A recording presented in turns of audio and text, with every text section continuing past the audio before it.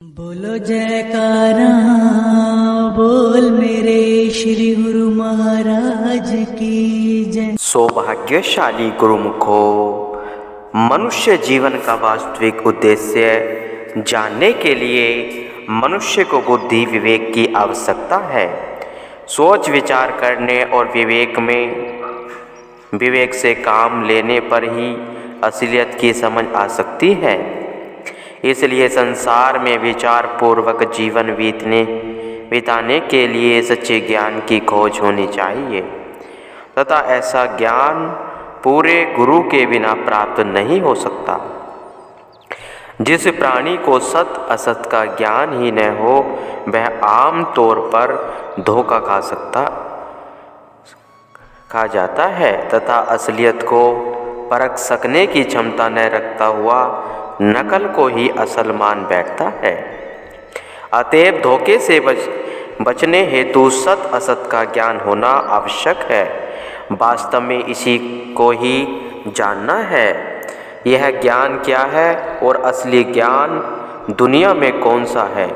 ज्ञान जवानी जमा खर्च करने का नाम नहीं अथवा फकत पुस्तकों को रट लेने से ही ज्ञान प्राप्त नहीं हो जाता, बल्कि ज्ञान असल में अमली कार्रवाई और अमली जीवन का नाम है।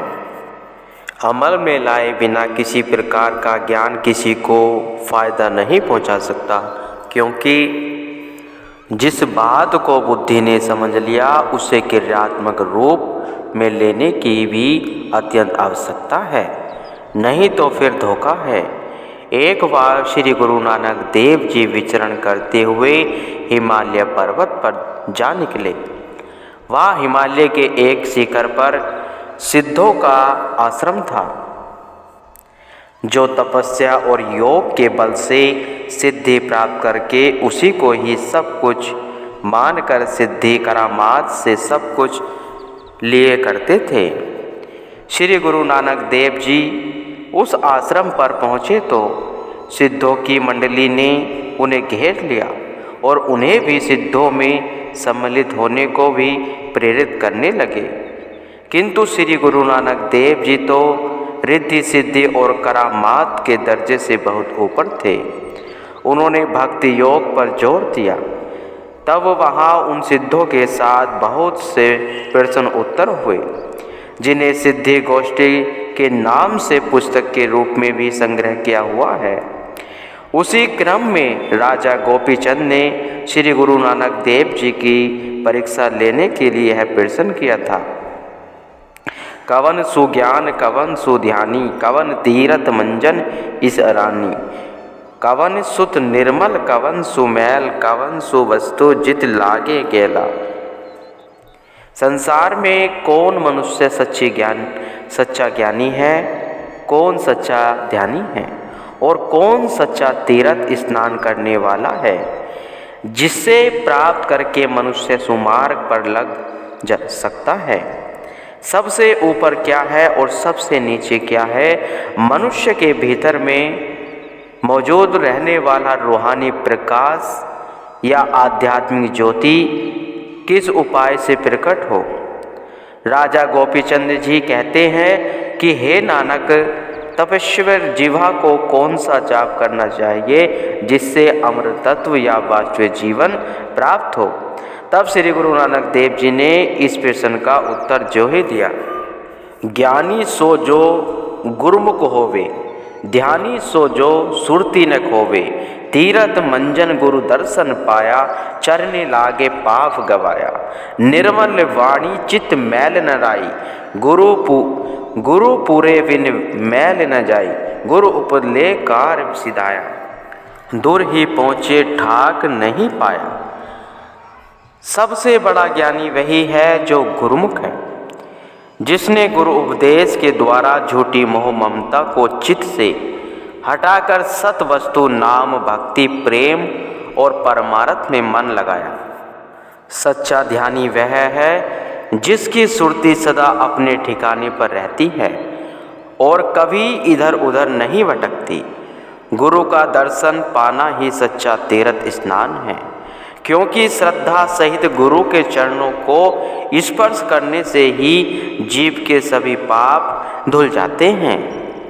गुरु का वचन ही निर्मल वस्तु है, जिसमें किसी प्रकार की तनक मात्र भी माया और मलिनता की मिलावट शामिल नहीं है। पूरे गुरु के वचन के बिना जीव के अंदर की मैल हरगिज नहीं काटी जा सकती। और जो पूछा है कि किस वस्तु को पकड़ लेने से जीव सुमार्ग पर चल सकता है, तो इसका उत्तर यह है कि जो कोई गुरु उपदेश लेकर अमली कमाई में लगा रहता है, वह सब प्रकार के बंधनों से आज़ाद होता हुआ सीधा दुर्धाम से निज देश में जा पहुंचता है, जो कि रूह आत्मा का असली स्थान है। और उसके रास्ते में किसी प्रकार की रुकावट या कठिनाई नहीं आती। सबसे ऊपर सच्चे मालिक का हुक्म है और सबसे नीचे भी यही मालिक का हुक्म ही है। जिसने मालिक के हुक्म को पहचान कर मान लिया, तो उसके अंदर में आत्मिक ज्योति प्रज्वलित होती है। अर्थात जिसने मालिक की मौज और इच्छा में सिर झुकाया तथा जो अपनी अहिता और ममता को त्याग कर सच्चे मालिक की इच्छा अर्थात सद्गुरु की मौज को मानता है, वही अपने अंदर में प्रकाश और मालिक की ज्योति देख सकता है। श्री गुरु नानक देव जी फरमाते हैं कि हे राजा गोपी चंद जी, सुनो, मोह माया के सभी बंधनों को काटने के लिए सच्चे मालिक इष्ट देव पूर्ण गुरु के सार शब्द का जाप करना ही वह असली जाप है, जिसको अजपा जाप भी कहते हैं, जिसे करना चाहिए। ऊपर कहे शब्दों में सत्पुरुषों ने ज्ञान का एक भंडार खोल कर रख दिया है, जिसकी व्याख्या में कई पुस्तकें लिखी जा सकती हैं। ज्ञान का अर्थ ही यही है कि सत और असत का विवेक हो, अर्थात प्रथम इस बात की परख हो कि प्राप्त करने योग्य सार वस्तु क्या है तथा त्याग देने योग्य असार और अनित्य पदार्थ क्या है। फिर इस प्रकार का विवेक होने के बाद उसको क्रिया का अमली रूप भी दिया जाए, तभी तो ज्ञान है, अन्यथा उसका कोई लाभ नहीं। इस विचार से वह गुरुमुख जिसने अपनी श्रुति को सत वस्तु की प्राप्ति में जोड़ दिया तथा संतों सत्पुरुषों के सच्चे सार शब्द की अमली कमाई में लगा हुआ है, वही सच्चे ज्ञानी कहलाने का अधिकारी है। जो गुरु की आज्ञा वचन और उपदेश को सदैव मुख्य अर्थात दृष्टि के सम्मुख रखता है और सर्वोत्तम जानता है, वही गुरुमुख है। ऐसे गुरुमुख के समान दूसरा कोई ज्ञानी नहीं हो सकता। वैसे तो चाहे कोई अनेकों ग्रंथ पढ़ ले, शास्त्र और धार्मिक पुस्तक रट लेवे, तो भी जब तक क्रियाशील न हो ज्ञानी नहीं बन सकता। किंतु यदि संतों के उपदेश अनुसार क्रियाशील जीवन है, तो चाहे वह अनपढ़ भी हो, वह सच्चा ज्ञानी कहा जाएगा। इल्म कहते हैं नहीं अल्फाज की पहचान को, इल्म वह जो बताए जिंदगी की शान को। इल्म पूरे गुरु की खिदमत के सिवा कुछ भी नहीं, इल्म तकदीरे हकीकत के सिवा कुछ भी नहीं। इसी विचार में सच्चा ध्यानी भी गुरुमुख हो सकता है। ध्यानी होने का अर्थ यह है कि उसकी सुरती कुल मालिक इष्टदेव के स्वरूप में एक रस होकर समाई रहे, इसके बिना ध्यानी नहीं हो सकता। तथा एक गुरुमुख जिसने कि गुरु के वचन को अपना पथ प्रदर्शक रहनुमा बनाया है, उसकी सुरती सिवाय अपने सच्चे मालिक इष्टदेव सद्गुरु के और कहीं नहीं अटकती। इसी सच्चाई को काम कभी नहीं भूलना चाहिए कि स्वयं कुल मालिक ही सद्गुरु के रूप में हमारे पास आते हैं, और जो कोई गुरु के सार शब्द में अपनी सुरती को जोड़ देता है, उसकी पहुँच कुल मालिक के धाम तक अपने आप ही पहुँच जाती है। संतों की वाणी है, यदि तूने मुर्शिद की जात पर दृढ़ विश्वास कर लिया तो उसी में खुदा रसूल भी आ गए अथा मालिक का मिलाप हो गया। बस भूल में कभी नहीं पड़ना और अपनी सुरती को काम, क्रोध, लोभ, मोह, अहंकार आदि विकारों की कैद में नहीं आने देना। मनुष्य तन को पाकर भी यदि अपनी सुरती को माया मोह की कैद से आज़ाद करने का यत्न न किया तो फिर 84 लाख योनियों में जा पड़ा और इस प्रकार भटक भटक कर दुखी होता रहेगा। परंतु नहीं, गुरुमुख अपनी सुरती को इन विचारों की कैद में हरगिज नहीं पड़ने देता। वह अपने इष्टदेव सद्गुरु के ध्यान में अपनी सुरती को ठहराए रखता है ताकि वह इधर उधर भटकने न पावे। संत सद्गुरु का दर्शन ही सच्चा तीर्थ है, क्योंकि इससे मन पर जन्म जन्मों की चढ़ी हुई मलिनता धुलती है। गुरु का वचन ही निर्मल है, जिसमें किसी प्रकार की मायावी लगाव लपेट का तनक मात्र भी अंश नहीं है। यह माया मोह से मुक्त कराने वाला वचन है। यह जीव के अंदर की मैल को काट कर साफ कर देता है। गुरु का वचन ही जीव के कल्याण का हेतु है। इसके अतिरिक्त किसी उपाय से मन की मैल दूर नहीं हो सकती। जब हाथ, पांव और शरीर तथा वस्त्र आदि गिलाजत से लिपटे हो तो साबुन लगाकर उन्हें शुद्ध किया जा सकता है, किंतु जब मन और बुद्धि पापों से भरे हुए हो तो वे फकत नाम, भक्ति और प्रेम की लगन से ही पवित्र किए जा सकते हैं। इसलिए स्मरण रखो कि पूरे गुरु के वचन के बिना कोई भी वस्तु मनुष्य के मन की मैल को नहीं धो सकती। जो कोई गुरु उपदेश की कमाई में मन लगाता है वह बिना रोक ठोक तथा बिना कठिनाई के रूह के निजी स्थान तक जा पहुंचता है। अतएव गुरु के वचनोपदेश की रहनुमाई में चलते हुए मालिक की मौज और इच्छा को मानना चाहिए। इसका अर्थ यही है कि ऐसा दृढ़ विश्वास होना चाहिए कि गुरु का अविनाशी वचन ही जीव के लिए कल्याणकारी तथा उसमें किसी प्रकार का संशय भ्रम उत्पन्न न करे। जैसे धनी धर्मदास जी ने भी उपदेश किया है, सत्य असत विचार न कीजिए, गुरु को कथन मान सब लीजिए। श्री गुरु महिमा में भी कहा है, इससे जीव के अंदर में रूहानी रोशनी या आध्यात्मिक तेज प्रकाश होता है और मोह माया का निविड़ अंधकार नष्ट हो जाने से जीव सभी बंधनों से आज़ाद और मुक्त रूप होकर सच्चे मालिक इष्ट देव के स्वरूप में समा जाता है। बस यही मनुष्य जीवन का वास्तविक उद्देश्य है। इसी प्रकार ही एक परमार्थ का काम क्या है, भक्ति और परमार्थ को प्राप्त करना तथा उसमें सफलता प्राप्ति के लिए उचित और आवश्यक साधन एकत्र करना। परमार्थी बनने के लिए किन सामानों की आवश्यकता पड़ती है? अपने इष्ट देव सद्गुरु की भक्ति, उनका प्रेम, सेवा, उनका वचन मानना, ध्यान, तसव्वुर इत्यादि इन सभी बातों को ग्रहण करना तथा दूसरी ओर बुरे कर्मों एवं काम, क्रोध, लोभ, मोह तथा अहंकार आदि विकारों से दूर रहना।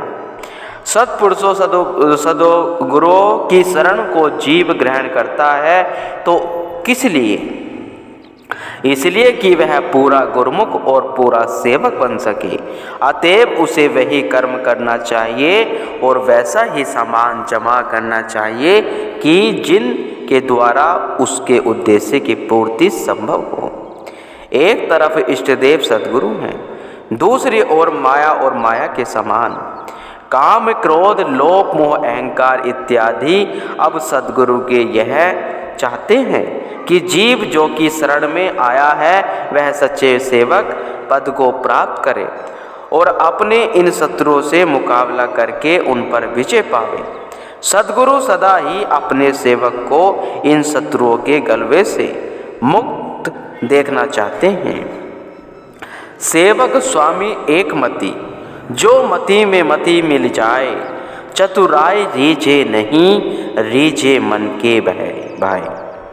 श्री कबीर साहिब जी कह रहे हैं अपनी वाणी में, जब सेवक अपनी मति को स्वामी जी की मति में मिला देता है तो वह फिर अपने इष्ट देव स्वामी को एक मत होकर उनमें समा जाता है, क्योंकि इष्ट देव चतुराई और बुद्धिमानी से नहीं रिश्ते बल्कि मन की सच्ची भावना से ही प्रसन्न होते हैं। सेवक और स्वामी एक मत तभी हो सकते हैं जबकि सेवक अपने इष्ट देव की मौज को पूरी तरह कबूल करे और उसी में ही समा जावे। मन की सच्ची भावना ही इष्ट देव की प्रसन्नता प्राप्त होती है। किसी प्रकार की चतुराई या बुद्धिमानी से इष्ट देव को प्रसन्न नहीं किया जा सकता। सेवक के अंदर में किसी प्रकार का मान गुमान इत्यादि न हो, बल्कि दिल में सच्ची सफाई और नम्रता हो। मन माया का नफसानियत या उनके साथियों काम क्रोध लोभ मोह अहंकार आदि के अधीन होकर माया के पीछे दौड़ना गुरुमुखों का काम नहीं है, बल्कि यह तो भक्ति से विमुख जीवों का काम है। और ऐसे जीवों पर मालिक कभी प्रसन्न नहीं होते, किंतु जो कोई अपने इन शत्रुओं से बचने की कोशिश करता है और मालिक की प्रसन्नता को दृष्टि में रखता है, वही गुरुमुख और परमार्थिक जीव है। सद्गुरु यह हरगिज नहीं चाहते कि जो जीव गुरुमुख या सेवक का दर्जा पाना चाहते हैं उनका किसी प्रकार का भी रूहानी नुकसान हो। उनकी मौज और रजा इसी में है कि प्रत्येक जीव सच्चे सेवक और गुरुमुख की पदवी को प्राप्त करे। एक गुरुमुख और सच्चे सेवक का जो दर्जा है उसके समान दर्जा बड़े राजा महाराजों का भी नहीं हो सकता। इसलिए हमेशा सच्चा सेवक बनने की कोशिश होनी चाहिए। तेरे कूचे फकीर की बादशाह से क्या समानता है, क्योंकि उसको बादशाही और ताज की जरूरत नहीं है। अतः फकीर इच्छाओं की गुलामी से मुक्त होकर मालिक से मिले होते हैं। उन्होंने वास्तविक बादशाह को प्राप्त कर लिया होता है। उनके लिए संसार की बादशाही तुच्छ है। सच्चे सेवक का दर्जा क्या है? प्रत्येक वस्तु अपना प्रभाव रखती है। मिसाल के तौर पर जिस प्रकार एक गुलाब का फूल, अब गुलाब का फूल जिस स्थान पर भी रखा होगा अपने आसपास अपनी सुगंध को फैला देगा तथा जाने वाले जान सकेंगे कि यहाँ गुलाब का फूल है। इसी प्रकार ही एक सच्चे सेवक के भी लक्षण दूर से जाने जाते हैं। उसकी सुगंध या खुशबू सब तरह फैली रहती है और अपने कार्य व्यवहार से वह अपने आप जाना जाता है। सेवक के अंदर जो गुण काम करते हैं वे दूर से ही अपनी सुगंध देते हैं। वे गुण क्या हैं? सच्ची मोहब्बत, नम्रता और दीनता। सेवक झूठ को सच्चाई से द्वेष को, प्रीति से क्रोध को, शांति और धैर्य से अहंकार और बढ़ाई को नम्रता से, कठोरता को नरमी से पराजित कर लेता है। इस प्रकार वह चारों ओर आनंद, प्रसन्नता, शांति और प्रेम की मीठी सुगंध बखेर देता है। सेवक को मन, वचन, कर्म से ऐसा होना चाहिए कि उसके साथ व्यवहार करने या संबंध में आने वाले अन्य जीवों पर भी उसके कोमल और मीठे स्वभाव का प्रभाव पड़ता रहे, चाहे उसके साथ अन्य जीव बुरे से बुरा व्यवहार क्यों न करे। तो भी सच्चा सेवक उनके अवगुणों या बुराइयों का प्रभाव ग्रहण न करके स्वयं अपने शुभ गुणों का प्रभाव उन पर डालकर उनको भी अपना जैसा शुभ बना देते हैं। गुरुमुख हो।